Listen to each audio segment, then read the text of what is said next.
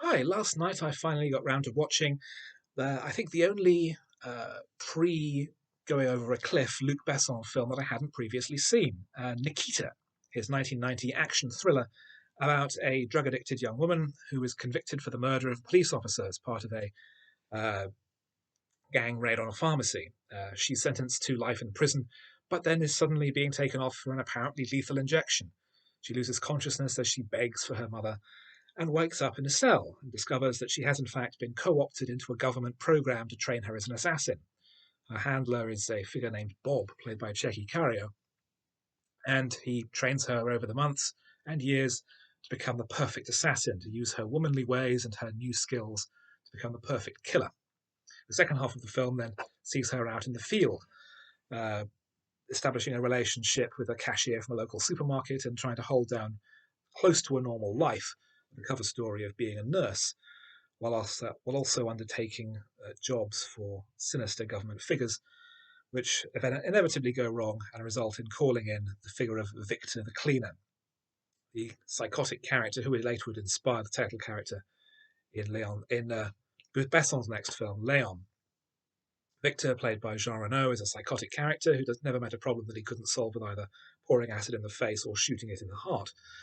And this inspires Nikita to eventually get out of the assassin game, with the film ending, and this is a spoiler. This film's been out for 30 years. The film ending with both her boyfriend, who now knows the truth about Nikita, and Bob admitting that they both love her, although it's a bit vague as to why and how, and admitting that they will both miss her. This is most of a good film.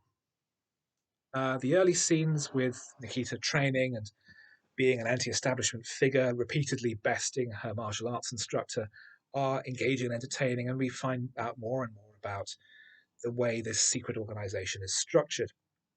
And then the story of her double life as she goes out into the field is engaging, but there's too much that isn't properly developed.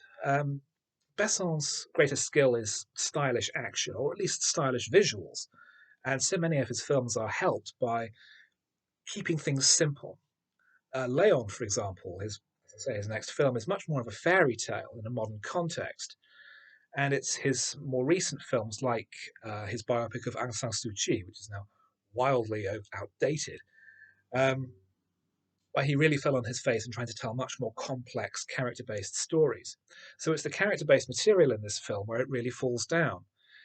Nikita's relationship with Bob is weirdly undefined. He says that he's in love with her, but it's not clear whether or not it's a familial, paternal love or something more romantic.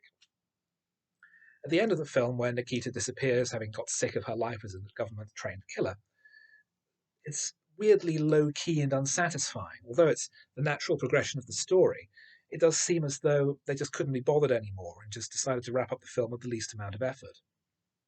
The film was remade in 1993 in the US as Point of No Return, with Bridget Fonda in the lead role, Bob played by Gabriel Byrne, and Victor, the cleaner, played by Harvey Keitel. And there have also been two TV series with Peter Wilson and Maggie Q in the lead roles.